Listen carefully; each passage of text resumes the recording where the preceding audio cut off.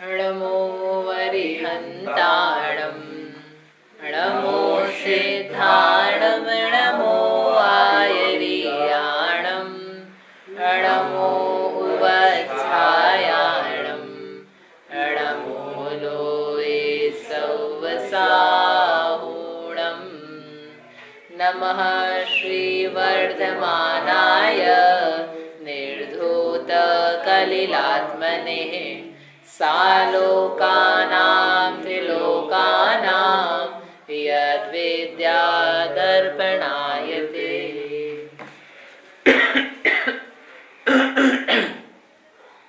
ये मांगलिक ग्रंथ श्री रत्नकरण शावकाचार्य है। इसके रचयिता आचार्य भगवान श्री समंतभद्र स्वामी हैं। इसमें पहले अधिकार के अंतर्गत 8 अंग हैं सम्यक दर्शन के, उनका स्वरूप बताया। उसके पश्चात में आचार्य यहाँ पर अब एक एक अंग में कौन प्रसिद्ध हुआ उसको बता रहे हैं। क्यों बता रहे हैं इसको?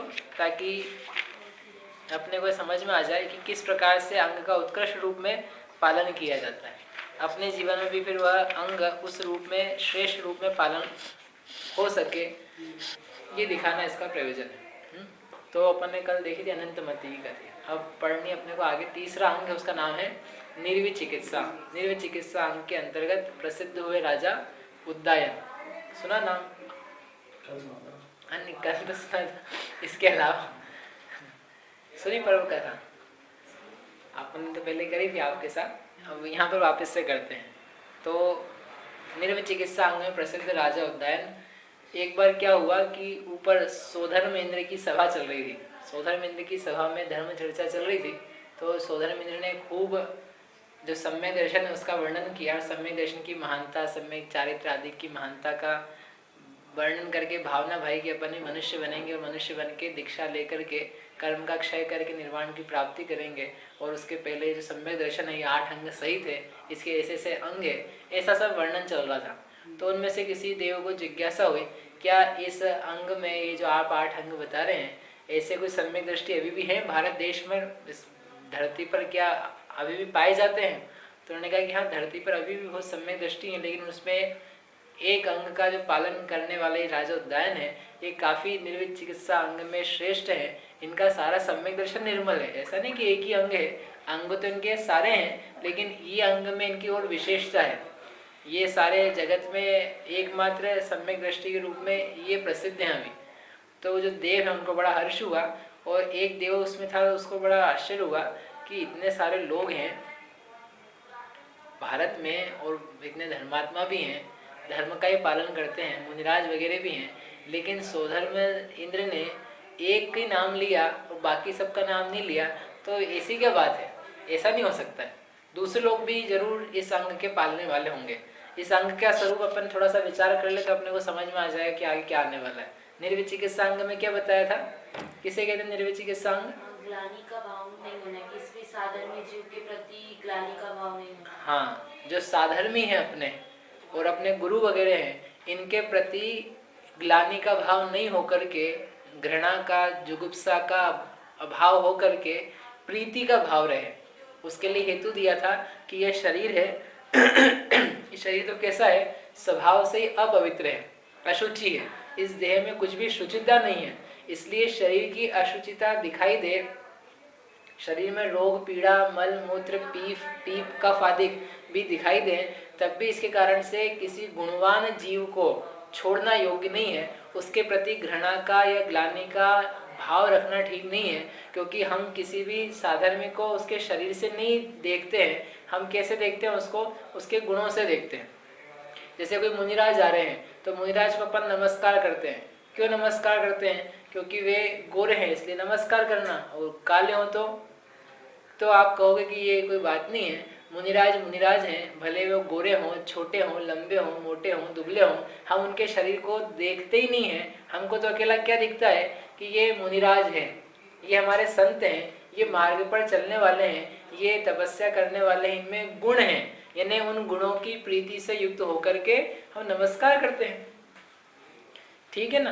तो ये कहने का यहाँ पर आशय है निर्विध चिकित्सा अंग में कि जो मुनिराज हैं अथवा अन्य साधर्मी हैं, व्रती हैं, श्राविकाएं हैं, इनके शरीर में कुछ रोग आ जाने पर, पीड़ा आ जाने पर, अस्नान के कारण से दुर्गंध आदि आने पर इनसे ग्लानि करना ठीक नहीं है।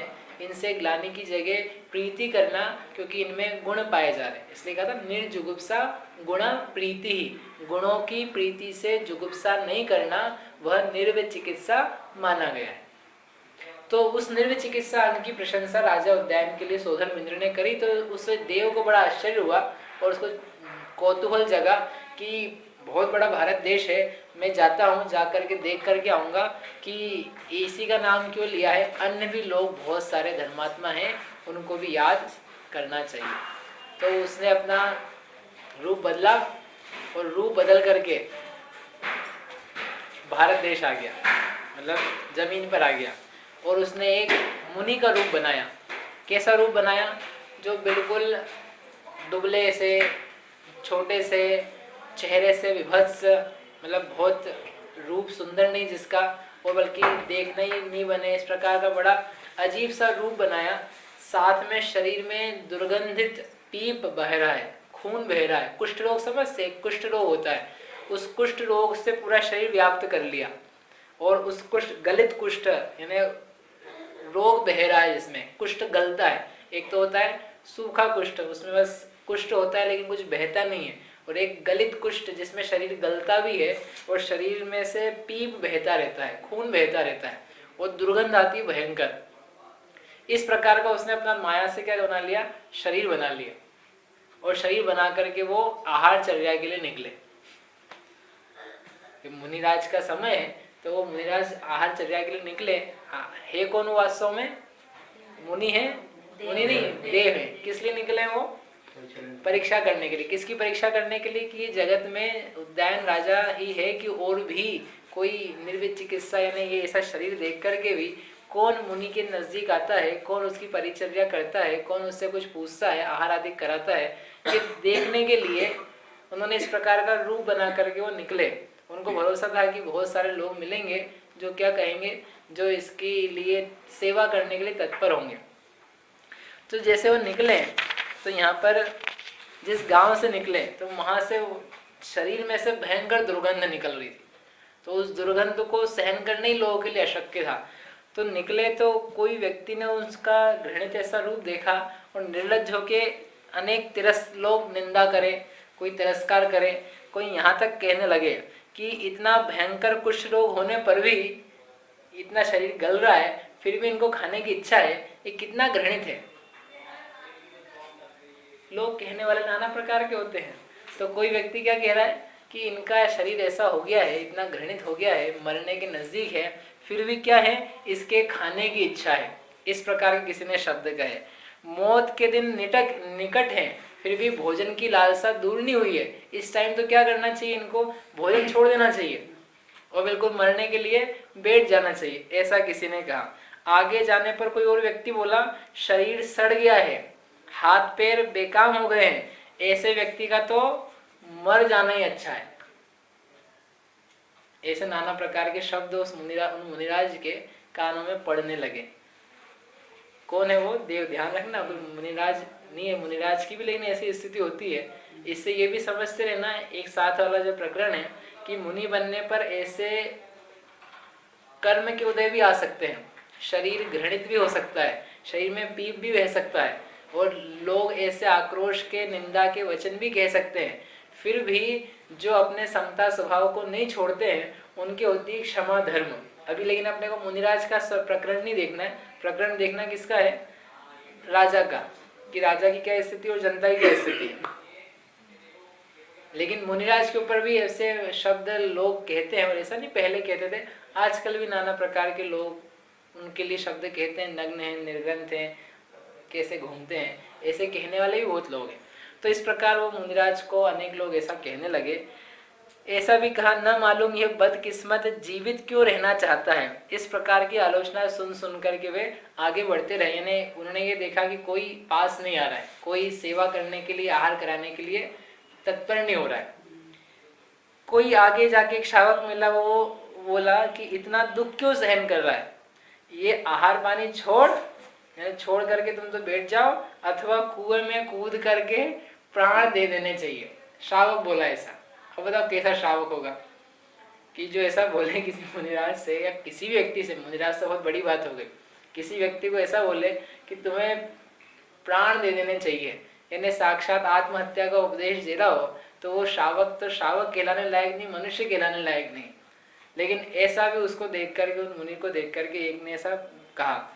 इस प्रकार जीवन से क्या लाभ है? आशा बड़ी बड़ी बड़ी बुरी वस्तु है। आपको आशा चल रही है मनुष्य जीवन की, ये आशा बहुत खोटी चीज है। इस आशा को छोड़ो और छोड़ करके आप तो मर जाओ, भोजन की आशा भी छोड़ दो। इस प्रकार की आलोचनाओं को सुनते सुनते वो मुनिराज आगे जा रहे हैं और देख रहे हैं कि कोई भी यहाँ पर धर्मात्मा कहलाने वाला व्यक्ति नहीं है। आगे जाने पर एक श्रावक ये भी सोचता है कोई व्यक्ति कि ये मुनिराज हैं, क्षुधा की, तृषा की, शीत की, बाधाओं की, परीक्षाओं को सहन करने वाले, ये धन्य है, ये बढ़िया है, ऐसा वो सोच रहा है मन में। कोई ऐसा भी कह रहा है कि इतने दुर्धर मुनिराज धन्य हैं कि जो छोटा सा एक हमें घाव हो जाए तो घाव हो जाने पर हमको कितनी पीड़ा होती है, लेकिन इनको इतनी शरीर में पीड़ा है फिर भी किसी से कुछ कह नहीं रहे हैं। लेकिन इतना कहने पर भी उनको आहार कराने के लिए कोई रेडी नहीं हो रहा था। ऐसा शुभ भाव तो आया उसके, कोई श्रावक ने ये तो सोचा, ऐसा अनेक बार ऐसा हो जाता है ना, अपन देख तो लेते हैं ये साधन ही बड़ा मजबूत है, इतनी पीड़ा आ गई, इतनी समस्या आ गई, फिर भी इसको धर्म से विचलित बना नहीं है, लेकिन उसकी हेल्प करने के लिए तत्पर नहीं होते सामने अभी। लेकिन अवस्था क्या थी, मुनिराज अंजलि बांध करके निकले हैं, आखिरी लेकर के निकले कि कोई आहार कराए, तो लोग ये तो सोच रहे हैं कि मुनिराज महान है, लेकिन आहार नहीं करा रहे। हाँ, परिणाम अच्छे चल रहे हैं, लेकिन अशुभ नहीं है। इसके ऊपर जो परिणाम चल रहे थे जीवों के, वो कैसे चल रहे थे? अशुभ चल रहे थे। इनके शुभ चल रहे हैं, लेकिन सम्यक दृष्टि का जैसा भाव होता है कि इस प्रकार की अवस्था में इनको कुछ हम योग्य रूप से आहार करा दें, आहार के लिए वर्तन करें, नवदा भक्ति करें, ऐसा कुछ नहीं करा, वो अपनी अपनी जगह बने रहे। तो वो मुनिराज, देव रूपी मुनिराज जो थे, वो सोचते गए कि इन जीवों के जो दुष्ट परिणाम थे वो अपने नरक तिर्यंश के आश्रयभूत हैं, ये जो शुभ परिणाम इनके चल रहे हैं, जो कह रहे हैं, मुनिराज की प्रशंसा कर रहे हैं, इनके प्रशस्त रूप परिणाम है, स्वर्ग आदि गति के कारण है, परंतु सम्यक रूप परिणाम तो अभी भी हमको दिख नहीं रहा है। अन्य कोई श्रावक कहता है कि इन्होंने इतनी कष्टों को सहन करने पर भी अपनी जो वीर भिक्षा वृत्ति है, जो निर्ग्रंथ रूप में पाई जाती है, उसको नहीं छोड़ा। इन धैर्यशाली को अनेक बार नमस्कार है। ऐसे परिणाम हुए किसी के। आगे जाने पर एक कुसंगति में पड़ा हुआ जैन श्रावक मिला, उसने क्या कहा, आज तक हमने इस प्रकार के मुनि को नहीं देखा, ये कोड़ी कहाँ से आ गए? हमारे मुनिराज तो कैसे होते हैं, बहुत बढ़िया होते हैं, ये कोड़ी कहाँ से आ गया? ऐसा कहकर के उसने उसका तिरस्कार किया। जैन वृत्ति कितनी कठिन है कि इस दुरावस्था में भी यह साधु अपने व्रतों को पालने के लिए भिक्षा के लिए यहाँ पे आया। ये कितना कठिन जैन धर्म है कि ऐसी अवस्था हो रही है और भिक्षा के द्वारा अपना निर्वाह करना पड़ रहा है। ये जैन धर्म बड़ा कठिन है। इस प्रकार का वो श्रावक बोलने लगा। तो ये परिणाम कैसा रहा? ये अशुभ रहा।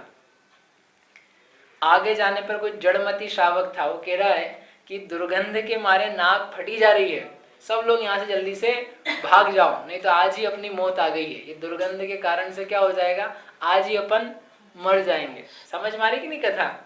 क्या चल रहा है? वो निर्विघ्न चिकित्सा अंग की प्रशंसा सुन करके एक देव मुनि का रूप धारण करके जमीन पे आया है और वो देख रहा है कि वास्तव में एक ही व्यक्ति का नाम क्यों लिया है। ये इतने सारे लोग धर्मात्मा कहलाते हैं, मंदिर जाते हैं, पूजा पाठ करते हैं, साधुओं को आहार कराते हैं, तो ये सब भी तो उसी गुण से युक्त हैं। तो अब जब वो एक्चुअल में आया तो दिख रहा है अब कि जनता की स्थिति क्या है, लोग किस किस प्रकार के वचन कहते हैं। आगे जाकर के कोई कुछ कहने लगा कि सबसे कठिन कुष्ठ व्याधि है, इतनी वेदना दूसरे रोग में नहीं होती है, इसलिए क्या करना चाहिए, इन मुनिराज को किसी समुद्र में या नदी में गिरा देना चाहिए, ताकि क्या होगा, इनको ये सब वेदना नहीं हो पाएगी। देखो दिखने के लिए कितना अच्छा परिणाम है, आपको इतना कष्ट नहीं हो भैया, इसके लिए काम करें, आपको जहर दे दें तो क्या हो जाएगा, आपके सारे कष्ट अंत हो जाएंगे। ठीक है ना? अथवा नदी में गिरा दो, समुद्र में गिरा दो, ऊपर से पटक दो, तो जितनी सारी शरीर की वेदना है वो सारी की सारी वेदना समाप्त हो जाएगी। ऐसे तो करते हैं लोग, किसी को बहुत मानसिक पीड़ा हो जाए, नुकसान लग जाए, तो क्या करता है व्यक्ति, क्यों उन्नति क्या करता है वो खुद ही खा लेता है कि कोई देता है उसको? या फांसी लगा लेते फांसी लगा लेता है, फेल हो जाए तो आदमी फांसी लगा लेता है। बोले अब क्या होगा, फांसी लगा लेंगे तो अपन सारे दुखों से मुक्त हो जाएंगे कि नहीं? फांसी लगाने से दुखों से मुक्त होते कि नहीं? क्यों? फांसी समझते कि नहीं? गले में फंदा डाल के अटक गया, सांस अटक गई और उसका मरण हो गया, तो वो दुखों से मुक्त हो गया कि नहीं? ऐसे फांसी वासी से कोई दुखों से मुक्त नहीं होता है। वो दुख तो अभी भी मौजूद ही है, क्योंकि जीव तो अभी भी मौजूद है ना। जीव कोई मर जाता है क्या?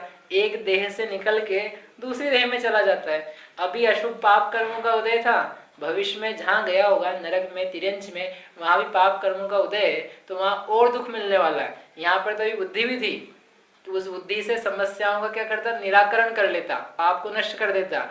अब जहाँ गया है वहां तो बुद्धि भी नहीं रही, बुद्धि खत्म हो गई। ये जो चींटी, मक्खी, मच्छर है, इनको बुद्धि होती है? इनको अपन ट्रेन करो। आप एक काम करना, एक कल मच्छर लेके आना मेरे पास, ट्रेन किया हुआ, जिसको आप बोलोगे कि देख इसको काट, इसको नहीं काट, ऐसा ट्रेन कर दो उससे, या ऐसा छोड़ देना, इस कमरे में एक को भी नहीं काटना है, ऐसा एक भी मच्छर या चींटी ट्रेंड करके आप ले आओ। प्रश्न ले आओगे कल? 2-4 दिन में? 1 महीना, चलो साल भर दे देंगे उनको नहीं। अच्छा, कुत्ते को ट्रेन करना हो तो कि किसके ऊपर भौंकना, किसके ऊपर नहीं भौंकना, क्या बैठना उठना, उसको ट्रेन किया जा सकता है, उसको किया जा सकता है, क्योंकि उसमें बुद्धि है। समझ में? लेकिन इसके नीचे जो जीव उनको बुद्धि नहीं है। तीव्र लड़ता हुआ जीव हो उसको बुद्धि नहीं होती, नारकीय जीवों को बुद्धि नहीं चलती विशेष। यानी कोई फांसी लगा के आत्महत्या कर ले तो उससे उसके दुखों का अंत नहीं होने वाला है, दुख बल्कि ज्यादा मात्रा में बढ़ने वाले हैं, क्योंकि इसकी बुद्धि भी अब खत्म हो गई। और जब बुद्धि खत्म हो गई है तो कुछ अच्छा बुरा करने की सामर्थ्य वाली जो शक्ति थी वही समाप्त हो गई। अब तो दुखी दुकान है, विपत्ति आनी है। लेकिन लड़ते ऐसे रहते हैं कि उसमें बुद्धि ऐसी नहीं कि मैं बच कैसे जाऊं। समय तो मिलना चाहिए ना, समय मिले उसको। हाँ, बुद्धि तो है उसके पास, लेकिन ऐसी बुद्धि नहीं है कि जिससे वो कुछ अपना भला कर सके, ऐसा स्थान भी नहीं है। कदाचित किसी का भला हो जाए, भूले भटके, वो भी बहुत पहले उपदेश सुना हो उसने, और कोई रुचि बन जाए, उसको विचार बने, तो कोई किसी की बन जाए। अदरवाइज तो नारकी मतलब अब वो दुख के सागर में डूब गया। तो फिर वहाँ सम्यक की प्राप्ति कैसे हो? तो इसे तो कहा थोड़े बहुत जो बच गए, जो बहुत किंचित, बिल्कुल 1% भी नहीं है, जो इस टाइप के, उतने जीवों को कुछ हो जाए तो वो हो जाती है। बाकी तो क्या, लड़ना भिड़ना, मार काट करते रहना और उससे दुखी रहना।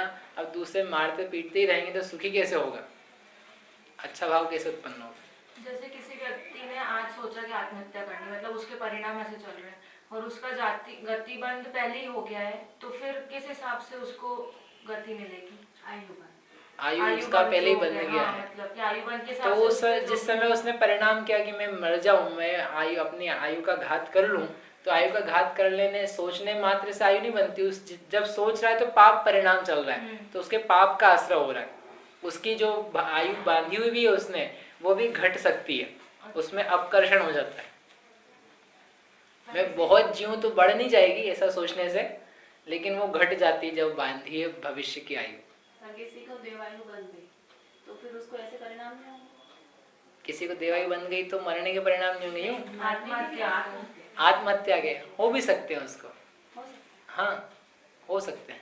जनरली ऐसा सुनने में आता है कि जिसने आत्महत्या करी या उनके मतलब नरक गति, नहीं, एक सामान्य कथन है। आपने सकने की बात पूछी ना, तो वो विस्तृत व्यापक एंगल से उत्तर देना पड़ता है, तो ऐसा हो सकता है सामान्य रूप में वैसा कहा जाता है। ऐसा समझ में कहना ये था क्या है कि नहीं, तो बच्चे हैं जरा से में 6ठी के 5वीं के 4थी के बालक फांसी लगा के मर रहे हैं। क्यों मर रहे हैं? कि हमको सुख मिल जाएगा, जबकि सुख नहीं। यहाँ पे अपन मुनिराज के प्रकरण में देख रहे थे, किसी ने कह दिया कि इनको नदी में पटक देंगे तो क्या हो जाएगा, इनका भला हो जाएगा।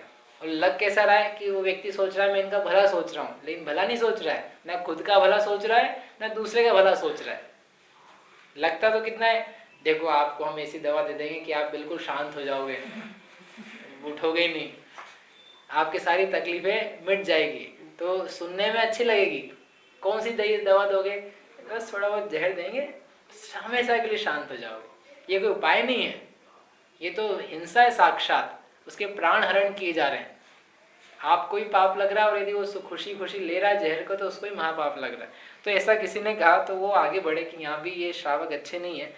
आगे जाकर के एक वृद्ध मिथ्यादृष्टि कहने लगा, मैंने आज तक अनेक मुनिराजों को सुंदर साधु स्वादिष्ट आहार कराया है जिससे मेरे हाथ की उंगलियां घिस गई है। मैंने इतना आहार कराया है कि मेरे हाथ की उंगलियां घिस गई है। लेकिन इस प्रकार के जो मुनिराज हैं ये कुष्ठ रोग से व्याप्त हैं, इनको आहार देना चाहिए कि नहीं देना चाहिए ये मुझे समझ में नहीं आ रहा है। मतलब वो बच रहा है उससे कि देना चाहिए कि नहीं देना चाहिए। आगम में इसके बारे में क्या लिखा है, शास्त्र में इस प्रकार के मुनिराज के लिए क्या कहा गया है, ये मुझे पता नहीं है। लेकिन लगता है कि जो दुख सहन करना चाहते हैं उनके लिए रास्ता है। अपन ने तो बढ़िया दूसरे मुनिराज को आहार दे दिया, इसलिए अपने अंग में अपने धर्म में कोई कमी नहीं है। सामने दिख रहा है पात्र, लेकिन पात्र को देख करके भी उसकी स्थिति से वो क्या घृणा करता हुआ इस प्रकार का बहाना बना रहा है कि हमने तो दूसरे मुनिराज को अनेक बार दिया है और ये जो रास्ता ये अपने को ठीक नहीं लग रहा, पता नहीं शास्त्र में कहा भी नहीं कहा है ऐसा देना चाहिए कि नहीं देना चाहिए। ऐसा तो नहीं हम दे देंगे और क्या हो जाएगा, पाप लग जाएगा, तो हम फिर कहाँ चले जाएंगे, गलत मार्ग में चले जाएंगे। तो ऐसा सोच करके व्यक्ति ने कहा जाने दो। दूसरा कोई श्रावक पान खाता हुआ मिला और वो बोला आगे जाओ, यहाँ तुम्हारी दाल यहाँ नहीं गलेगी, आगे जाओ, तुम आगे बढ़ो, ये तुम्हें जगह तुम्हारे लायक नहीं है। आगे कोई नया श्रावक कहने लगा कि मुनि है या नहीं, इनके मुनिराज के होने में संदेह हमको है, इनको आहार के लिए पड़गा है कि नहीं पड़गा है। इस प्रकार की अनेक प्रकार की बातचीतें वहां पर जनता में होने लग गई।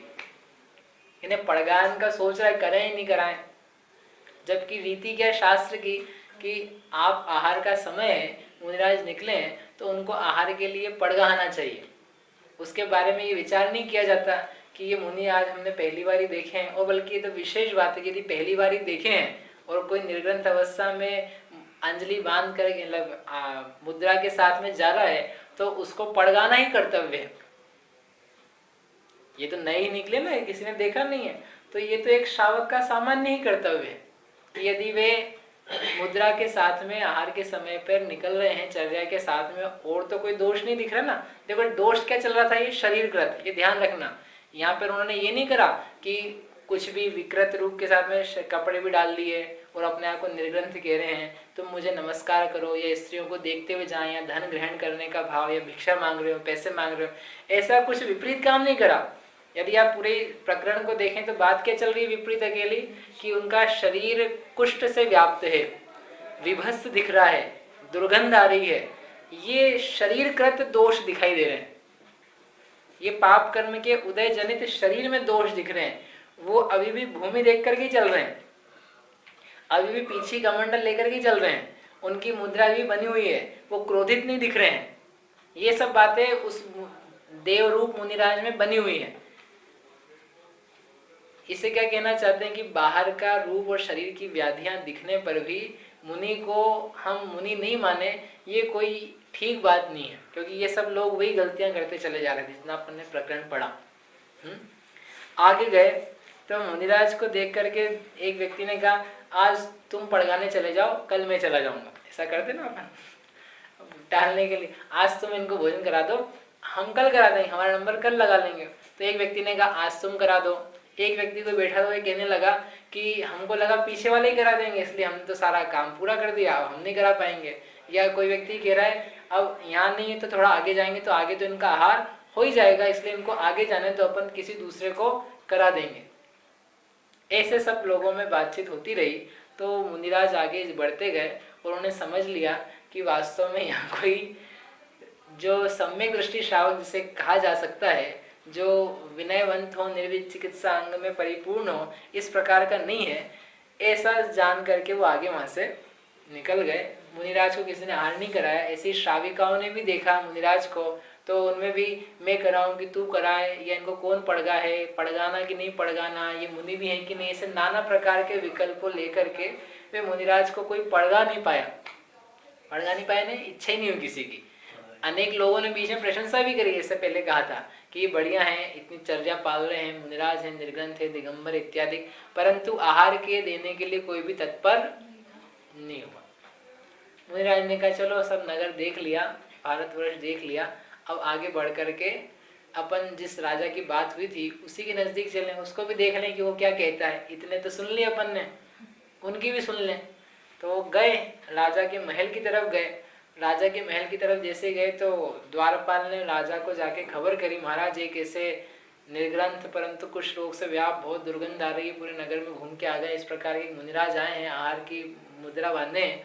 तो जैसे ही राजा ने सुना तो तत्काल आसन से खड़ा होकर के वस्त्र बदल करके समझो वहां राजमहल के दरवाजे में पहुंच गया और देखा मुनिराज आ रहे हैं। लेकिन मुनिराज का सारा शरीर कैसा है, गल रहा है, कुछ रोग से व्याप्त, दुर्गंध आ रही है, खड़े रहना भी मुश्किल है।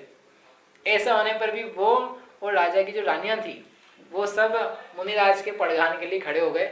और जैसे आए तो मुनिराज को उन्होंने कहा नमोस्तु नमोस्तु महाराज, आप पधारिए, आहार जल शुद्ध इत्यादि जो विधि थी वो राजा ने रंच मात्र भी ग्लानि नहीं करी। दुर्गंध तो अभी भी आ रही थी, शरीर में तो अभी पीप बह रहा है, रक्त बह रहा है, लेकिन राजा ने ग्लानि नहीं करके कि नहीं ये मुनिराज हैं, शुद्ध दिखाई दे रहे हैं, हमारा कर्तव्य है और ये हमारा महान भाग्य है कि हमको पात्र भी मिल रहे हैं, आहार दान का हमको अवसर मिल रहा है, ऐसे अपने भाग्य की सराहना करता हो। ये नहीं कि अब मैं नहीं दूंगा तो लोग क्या सोचेंगे, अब यहाँ तक आ गए हैं, इनको आहार नगर में नहीं मिला है, हमारे नगर में से भूखे चले जाएंगे तो हमारे नगर की कितनी बेइज्जती होगी। ऐसा नहीं होना चाहिए, चलो जैसे तैसे करके अपन इनको आहार दे देते हैं। ऐसा भी नहीं करा कि 4 लोगों को बोल दिया ए तुमको आहार दिलवाना है, तुम लोग खड़े हो जाओ और ये मुनिराज को आहार कराओ, इनकी मरहम पट्टी करो, फिर हम इनसे आगे मिलेंगे। तो बड़े लोग ये होती है कि भाई 4 लोगों नौकरों को बोलेंगे तो ऐसा नहीं कि उनको नहीं करना पड़े, करना ही पड़ेगा। राजा की आज्ञा का उल्लंघन कौन करेगा, तो कराना पड़ता। लेकिन राजा ने किसी को आज्ञा नहीं दी, राजा खुद जाके खड़ा हुआ कि ये तो हमारा सौभाग्य है कि हमको ये चीज करने का, ये आहार दान कराने का अवसर मिल रहा है, इनकी औषधि आदि करने का अवसर प्राप्त हो पाएगा, भैया वृत्ति का अवसर। तो इसलिए राजा स्वयं ही वहां पर आकर के उपस्थित हो गया और फिर नवधा भक्ति से पड़गान करके अपने भोजनशाला में ले गया, भोजन कराया, आहार कराया। और मुनिराज ने आहार कर रहे थे तो वो जो शरीर से सब रक्त वगैरह बह रहा था, खून दुर्गंध आ रही थी, तो जितने बाकी सब साथी लोग थे वो तो एक एक करके सब गायब हो गए। लेकिन राजा और राजा की मुख्य जो पत्नी थी प्रभावती, तो वो दोनों भक्ति पूर्वक मुनिराज को आहार कराते रहे। बाकी सब लोग तो एक एक करके गायब ही हो गए। और जब मुनिराज का आहार पूरा हो गया, पूरा कंठ तक समझ लो आहार भर गया, तो जब आहार इतना ज्यादा हो गया तो कंपन होने लगा शरीर में। ऐसा नहीं कि अभी रूप प्रकट करके उन्होंने आशीर्वाद दे दिया बहुत बढ़िया, अभी बाकी है, फिर तो चालू हुआ तो जैसे वो आहार लगभग पूरा होने लगा तो वो जो आहार करा था वो सारा का सारा आहार उन्होंने क्या करा, उल्टी के रूप में निकाल दिया। और उल्टी के रूप में किसके ऊपर निकला, वो जो राजा था वो राजा के ऊपर सन गया, और जो रानी थी उसके ऊपर भी वो उल्टी समझ लो चली गई, पूरा शरीर उनके ऐसे दुर्गंधित हो गए। आप समय में सोच लो, उल्टी अपने आप में महादुर्गंधित होती है, और यदि कुष्ठ रोगी के ऊपर से निकले और फिर वो अपने शरीर पे पड़ जाए, बाहर पड़ी हो तो दुर्गंधित और शरीर में पड़ जाए तो उस समय आपको कितना क्रोध आएगा, कितनी स्थिति बिगड़ जाएगी, उस समय आपा खोदे व्यक्ति। मतलब ऐसा कार्य हुआ तो राजा ने क्या किया होगा, जल्दी से दौड़ के भगा दिया होगा मुनिराज को, भाग गया होगा स्वयं। ऐसा कुछ नहीं हुआ, क्रोध भी नहीं किया, इवन ये भी नहीं कहा महाराज थोड़ा रुकना, मैं थोड़ा नहा के आता हूँ पहले उसने ये सब नहीं देख करके, ये सब नहीं विचार करके सोचा कि अरे हमने क्या कर दिया, हमारे द्वारा आहार में ऐसा क्या दिया गया कि ये मुनिराज वैसे ही रोगी थे और ये इनका रोग का आहार तो नहीं हो पाया बल्कि वमन हो गया, अब इनका आहार भी अब कैसे हो पाएगा, मतलब जो था वो सब निकल गया, अब हम क्या करेंगे। हमारी गलती है कि हमने इनको इनकी रोग के अनुकूल आहार नहीं दे पाया, क्योंकि यदि अनुकूल दिया जाता तो ये वमन थोड़ी ना होता, ये शमित हो जाता, मतलब भोजन प्राणी हो जाता। तो इस प्रकार का विचार करते हुए वो मुनिराज की उन्होंने परिचर्या करी, पूरा आहार समाप्ति के बाद जो बन सकता है वो किया, वैयावृत्ति करी, अपने शरीर का धोना पोछना तो वो भूल गए, लेकिन मुनिराज की सेवा कैसे हो सके, मुनिराज का शरीर कैसे ठीक हो सके, पूछा जा सके, वो सब उन्होंने किया।